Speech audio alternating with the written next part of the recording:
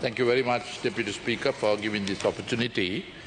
I would like to ask this question from the Deputy Finance Minister.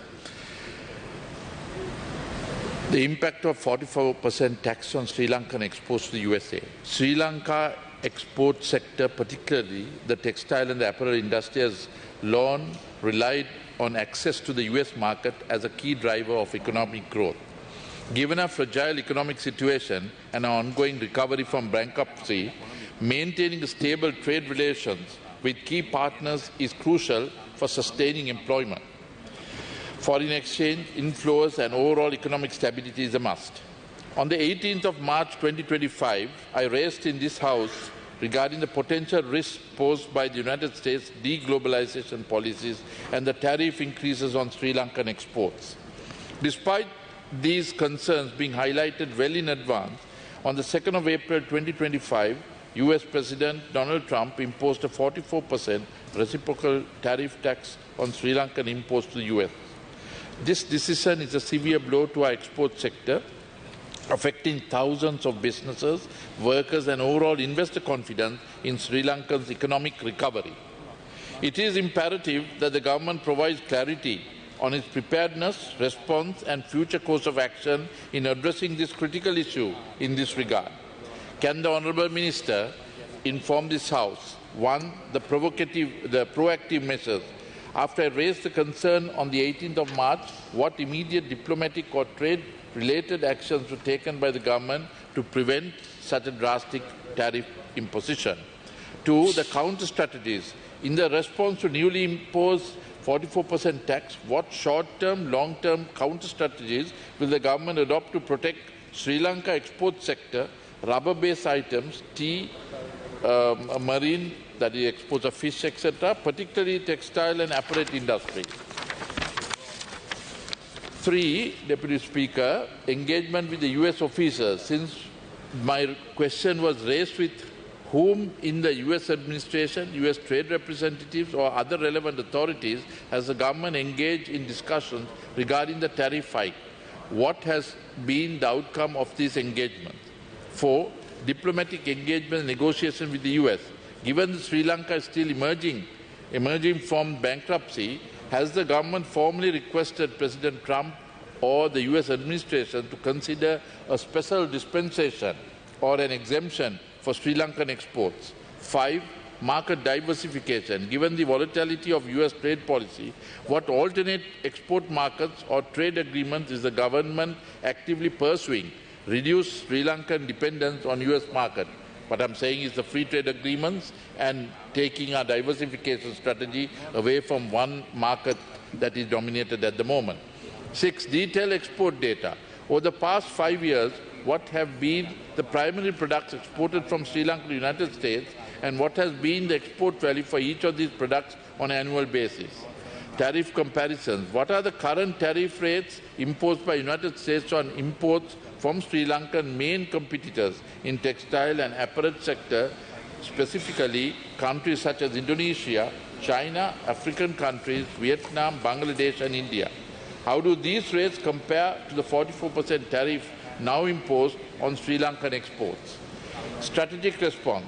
Given the competitive disadvantage posed by the higher tariffs on Sri Lankan export, what specific strategies is the government implementing to enhance the competitiveness of our export sector, US markets, etc., as asked before on the interest rates, etc., Minister, which have been mentioned here? Support for exporters. What measures have been taken to support Sri Lankan exporters affected by these tariffs, particularly small and medium-sized enterprises that may be disproportionately impacted?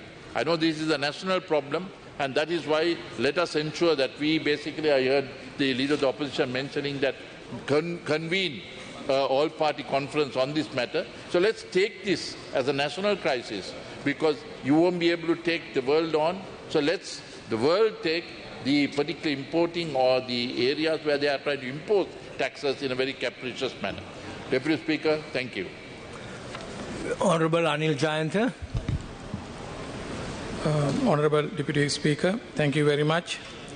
In fact, with reference to this question, we have been both proactive and reactive as necessary.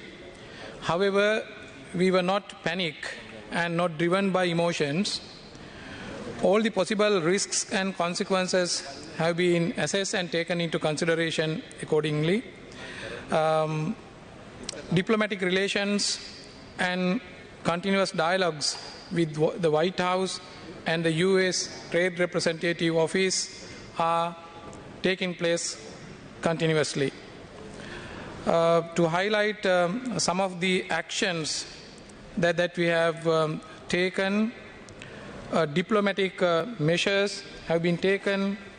On 14th February 2025, the ambassador, Sri Lankan ambassador to the United States has been engaged with continuous discussions, and based on the outcome of this discussion, a particular report has been sent to us.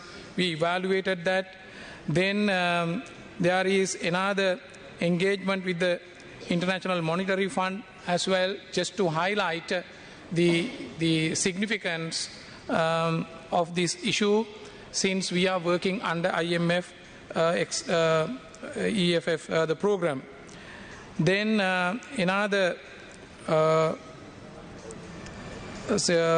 meeting, the Trade Policy Analysis and Strategic Alternative on 28 March 2025. The embassy undertook a comprehensive review of Sri Lanka's current import profile from the United States and analyzed US export performance globally. It was observed that most US goods are already subject to relatively some the para tariffs relative, but not the other tariffs. And accordingly, some proposals also have been proposed.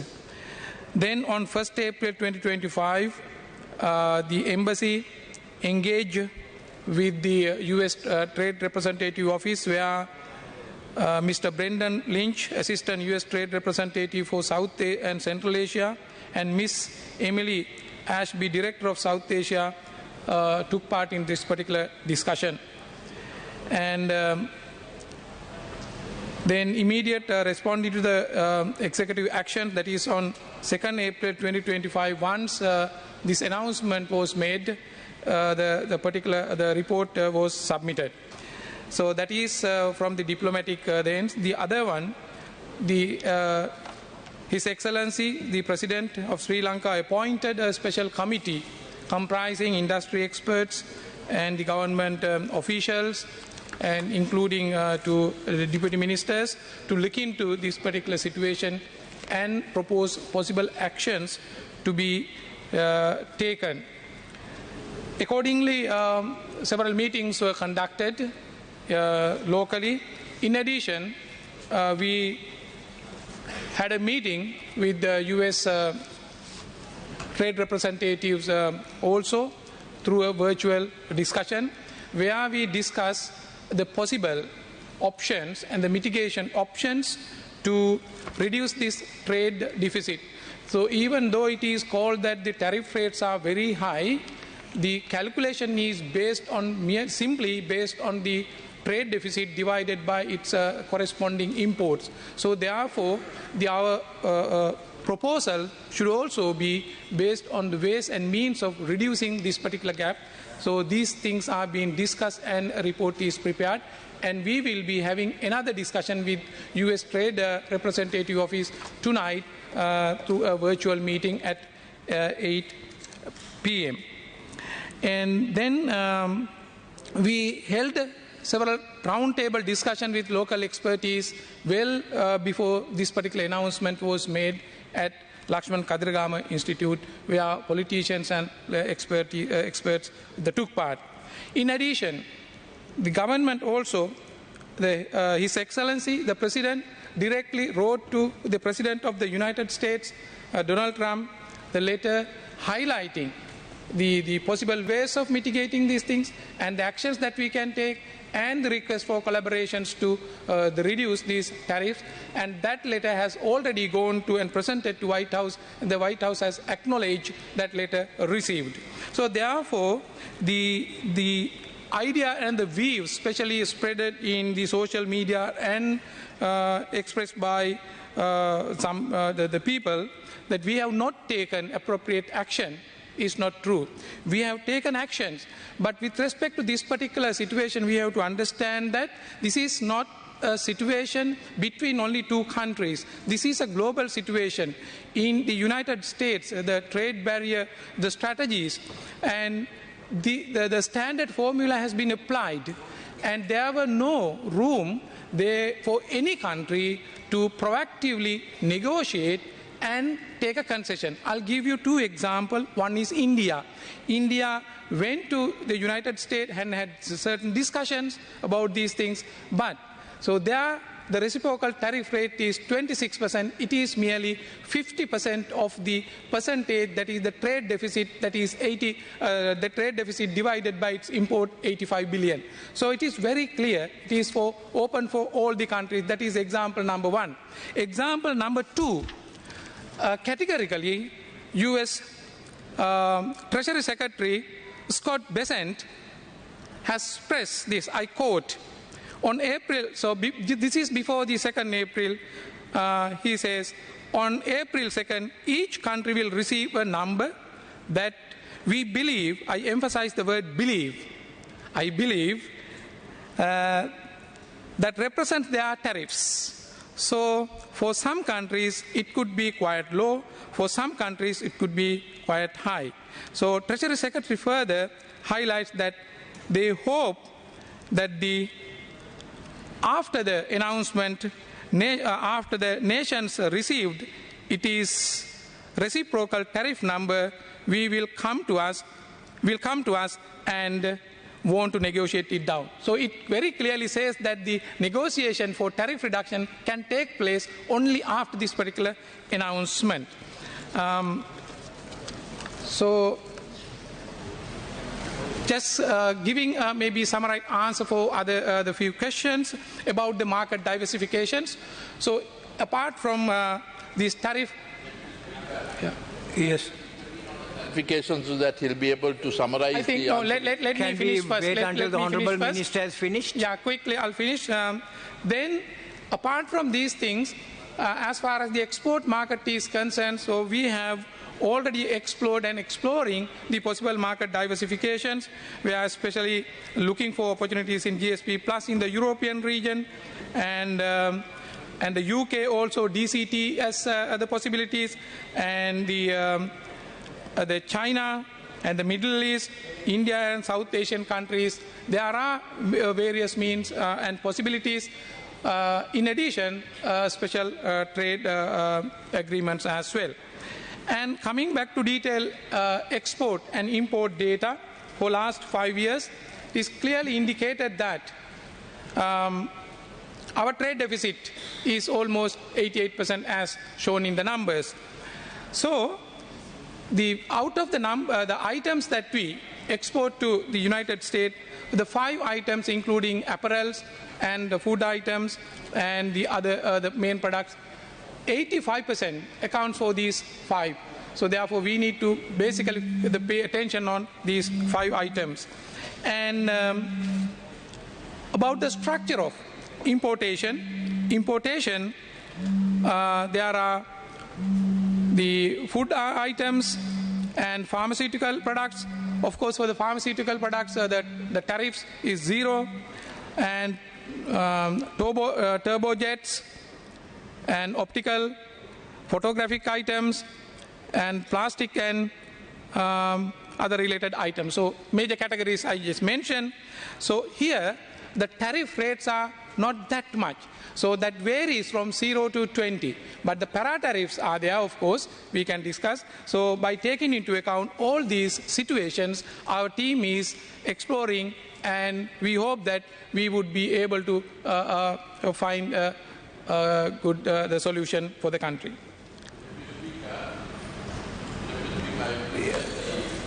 Honourable Ravi Karnanayaka, can you? I appreciate the honest answer that has been given, but this is, as I said, a national problem. Like you mentioned, India intervened and ensured that they bought LNG and changed the base that was there and ensured that they had more imports coming in. So as a result, they were imposed 26% when we were imposed 44%. I am basically mentioning at this particular moment, we can't basically take the policy on, but we can take practical steps to ensure market access for the US is also given at zero duty, which will help us. Because these are not things that if you bring from one country, it will not come from the other. Because the point of origin is not always a country of origin. Because USA stuff can be coming from Japan, Dubai, Singapore, which are normally their regional bases in manufacturing. We should basically come forward and ensure that we offer a zero-based duty structure as well as the investment climate that is given to the US companies so that we can go into the launching pad into India. So that will be helpful in our policy. Now, the reason I'm basically mentioning is that we have 875,000 direct and indirect jobs that are related to the American exports. Out of the 11 trillion, 26% is US, and we Sri Lankans have 0.09% of the world trading thing. So Honorable Ravi Karanayaka, could you please be brief? Yes, Your Deputy Speaker, but this is such an important thing. I understand, that but I we are also just fighting against time. But I'll respond. We have a main business of the House awaiting. Minister, the most egregious situation of Honorable them all Bima is Ratnayaka. to ensure. අරු නියෝජකතාවන මේ ප්‍රශ්නයේ වැදගත්කම ගැන කිසි වාදයක් නැහැ. නමුත් අපිට සම්පූර්ණ දවසක් තිබෙනවා මේ පිළිබඳව විවාද කරන්න වැට් පනතත් සමග. මොකද ආර්ථිකය සම්බන්ධ පනතක්. ඒ නිසා එතෙන්දී සම්පූර්ණයෙන්ම මේ ඇතිවන බලපෑම් සම්බන්ධව කතා කරන්න පුළුවන්. ඒ නිසා අපි විවාදය සඳහා අවශ්‍ය කාලයක් තිබෙනවා. දැනටත් යෝජනාවකුත් ආවා දිවාවේකේ නැතුව යමුද කියලා විපක්ෂයේ පැත්තේ මම කිව්ව එක සුදුසු නැහැ කියලා. මම ඉල්ලා සිටිනවා කරුණාකරලා විවාදය තුලට Yes, Honorable Member, can we make it very brief and move on? Sure that we have a trading policy that we are helping the negotiation process, that we have the zero date, as well as because these captains of the free trade world has capriciously changed it and now become going on to deglobalization. So that is the importance that we have got to basically speak about. Okay. And let's have a full day debate in the parliament so that we can bring in, because I don't think we can intervene through other subject matters, Yes. through virtually breaking standing orders. Honorable Minister, but yes, your let's response, ensure please. that we have a full day. Thank you, Deputy Speaker. So, well taken your points, but please note that the zero tariff is not the only option. So there are so many other alternatives. So we are really exploring all these the alternatives. Yes. Yeah. So that is what. So they will come in the future. You will get to know these things because we will have a meeting. It is our responsibility. We will have a meeting tonight. Then, so the things would be even the information would be revealed to the Parliament. Just no. So I am just telling you. Please listen. Don't highlight only one country which has a lower tariff rates than the India 23. But there are other countries, even Cambodia, Vietnam, Myanmar, having higher tariff rates. So it has nothing to do with the zero. So that is what. So it has nothing to do with the tariff. It has Honorable Minister, we could discuss it on the particular day that it is it has dealt with the trade deficit. So we are really working on these things to take appropriate measures. Thank you very much. Ministerial statements.